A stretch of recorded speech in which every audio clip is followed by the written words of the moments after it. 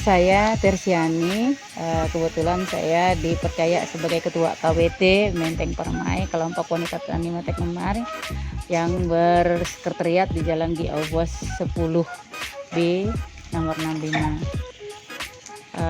Di sini kami sebagai ketua yang beranggotakan sebanyak sekarang itu 40 orang anggota. Ibu, kapan berdirinya KWT ini, Bu? Iya, KWT ini resminya itu berdiri tahun 2018, Januari tahun 2018. Namun sebelumnya ada kelompok kecil yang pada saat itu belum beranggotakan 30 orang.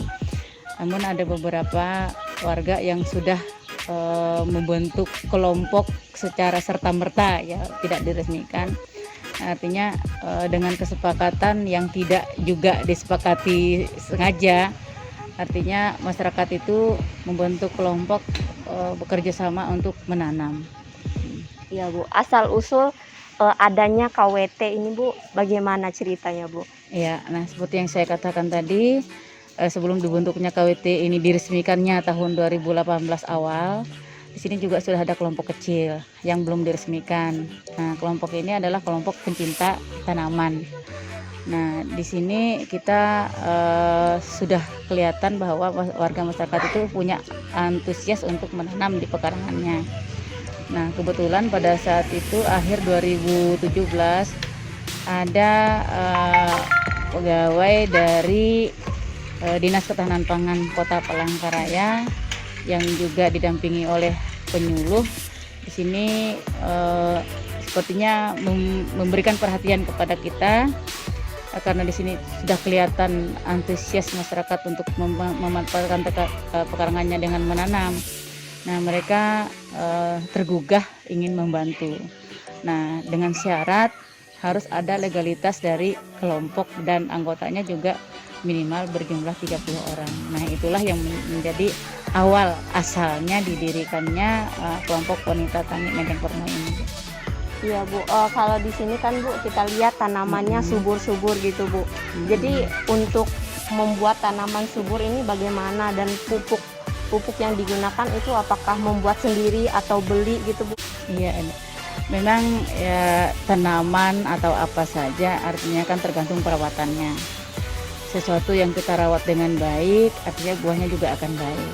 Nah, sama seperti tanaman ini, sederhananya kami hanya menggunakan pupuk yang berasal dari tanaman itu sendiri sebenarnya, yang biasanya kita sebut dengan kompos. Nah, tapi itu juga pengelolaannya juga nggak maksimal. Nah, artinya untuk mendapatkan kompos juga dibuat sendiri itu kan memerlukan waktu. Nah, yang segera dan bisa langsung digunakan itu untuk kelompok wanita tani Menteng Permai ini biasanya kami hanya menggunakan pupuk kandang. Nah, jadi kalau pupuk-pupuk kimia itu jarang sekali digunakan, kecuali memang ada diberi dan kami gunakan. Tapi kalau kami beli biasanya belinya pupuk kandang aja. Jadi bisa dibilang sayur-sayur di lingkungan ini Bebas kimia. Iya, Bu. Jadi sayurnya sehat gitu. Sayurnya ya, Bu? sehat dan bebas kimia. Dan untuk pemasarannya bagaimana ya, Bu? Apakah hanya dititipkan ke warung-warung saja atau dijual online gitu, Bu?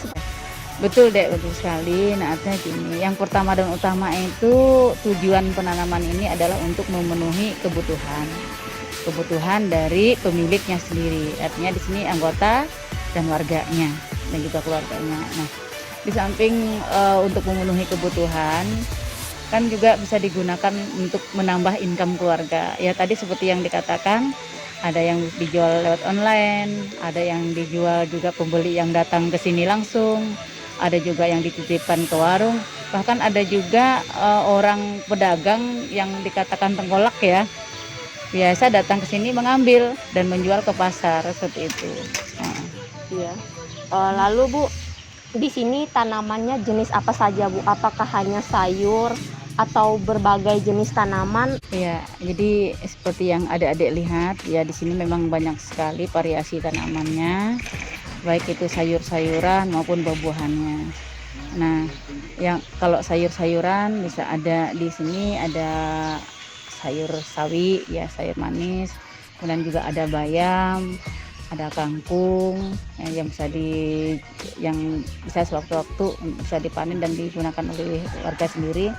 Kemudian ada juga bawang bombay, ada cabai, ada tomat, terong.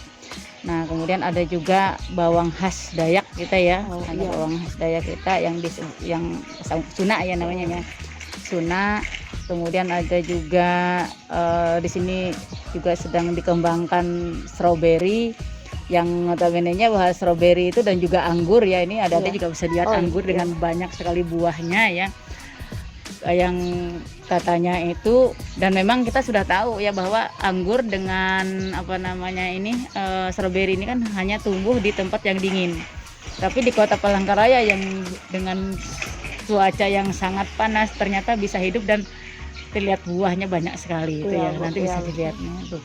Nah, di samping itu juga ada buah belimbing, kemudian ada jambu kristal, kemudian ada durian, ada ini yang kita coba memang untuk melengkapi variasi dari tanaman di sini. Jadi di sini ini kan warga tidak mempunyai lahan yang produktif ya. Warga sekali lagi tidak mempunyai lahan yang produktif, tetapi kami berusaha memproduktifkan lahan.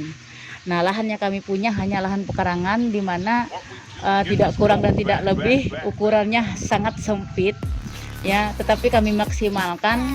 Seperti di atas drainase itu ya, kami tidak bisa buat kolam karena lahan kami ini sempit, tapi di drainase itu bisa kita buat kolam. Nah, di atasnya kita bisa tanam-tanam dengan cara dibuat seperti rak-rakan itu. Jadi di bawahnya ada ikannya, kemudian di atasnya ada tanaman. Jadi lahan yang kurang ya, lahan yang tidak produktif jadi produktif, maksimal penggunaannya. Berarti di sini tidak hanya tanaman sayur-sayur tapi juga ada buah-buahan, dan juga ada ikannya. Ada juga ternak ayamnya. Oh, ada ternak ayam. Di sini kalau ternak ayam ras, ayam broiler yang skala besar memang tidak bisa karena di sini kan pemukiman. Jadi kami hanya memelihara ayam kampung saja. Ayam kampung yang mungkin skalanya tidak terlalu besar, cuma cukup untuk memenuhi kebutuhan. Iya, Bu. Seperti yang kita ketahui, Kalimantan ini kan, terutama Kalimantan Tengah juga kan, Bu, terkenal dengan obat-obatan tradisional, tanaman-tanaman yang bisa digunakan sebagai obat tradisional. Apakah lingkungan ini juga menanam obat-obatan, tanaman-tanaman tradisional seperti itu, Bu? Iya, betul sekali, Dek. Jadi kita juga tidak mengharapkan hanya dari obat-obatan kimia yang diolah dari pabrik. Kita juga mengelola, artinya kita juga memanfaatkan pekarangan ini dengan menyediakan obat-obatan yang disebut dengan tanaman taugan, tanaman obat keluarga.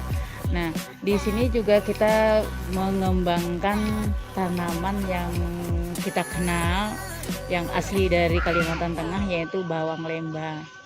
Ya, bawang Dayak ya, itu yang biasanya dibuat untuk obat kanker. Terus yang dibuat juga dalam bentuk teh dan lain-lain. Selain itu juga ada tanaman jarak ya, entah bahasa kimianya apa ya itu ya. Kalau bahasa kita itu kan bawang lembah sama sama jarak. Terus kemudian ada lagi sirih merah dan juga yang lainnya. Jadi ada di sini beberapa jenis tapi tidak semua ya. Kalau khususnya tanaman yang baru viral beberapa waktu yang lalu itu tanaman bajaka, itu kan hanya ada tumbuh di hutan dan tidak bisa dikembangbiakan di sini. Nah, tapi ada beberapa jenis tanaman obat-obatan yang bisa kita kembangkan seperti itu. Ibu, kalau misalnya ada masyarakat luar yang ingin membeli tanaman ataupun sayur-sayuran, buah-buahan ataupun ikan di sini, Bu, bagaimana? Apakah langsung ke tempat Ibu ini, yaitu Ketua RT 5 lingkungan sini, atau bisa ke tempat warga yang menanam langsung? Iya, betul. Ya, kalau untuk sistem penjualan dia bebas deh. Dia bebas. Kalau untuk pemanfaatan pekarangan dia langsung ke yang punya pekarangan langsung. Misalnya seperti punya saya, yang saya tanam di pekarangan saya kan otomatis kan punya saya. Kalau yang di sebelah itu kan punya orang sebelah, jadi apapun yang ada di sana ada orang yang berminat di sana, dia langsung menghubungi yang bersangkutan. Nah, kecuali yang tanaman kelompok seperti di Demplot. Kalau di Demplot, tempat tanaman yang dikelola oleh semua anggota di situ bersama, bisa menghubungi salah satu pengurus itu. Baik, terima kasih, itu saja Bu. Terima kasih untuk waktu dan kesempatannya Bu. Iya, terima kasih juga untuk kepercayaannya dari UPR yang sudah memberikan kita kesempatan untuk melayani mahasiswa. Mudah-mudahan mahasiswa ini sukses semua. Amin. Terima kasih Bu. Ya.